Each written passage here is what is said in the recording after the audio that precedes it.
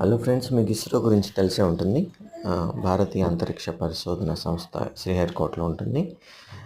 అది 1969లో స్థాపించారు.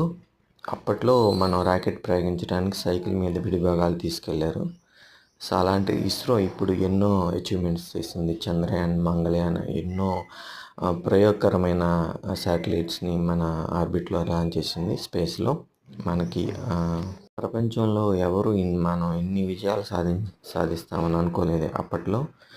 సో ఇది మన సైంటిస్టుల యొక్క కృషి ఫలితం ఇది. సో మనం ఎంతో స్ఫూర్తి పొందాల్సిన విషయం. ఎలాంటి అవకాశాలు లేకపోయినా ఇస్రో దానికి అదే అవకాశాలు క్రియేట్ చేసుకుంది. యూత్కి నేను చెప్పాలనుకుంటుంది ఏంటంటే, రాబోయే కాలం అంతా స్పేస్ రిలేటెడ్ ప్రోగ్రామ్స్ ఉంటాయి. ఎవరైనా స్పేస్ మీద ఎక్కువ ఇంట్రెస్ట్ ఉంటే కంపల్సరీగా ఆ వేలో మీరు ట్రై చేయండి. Thank you guys.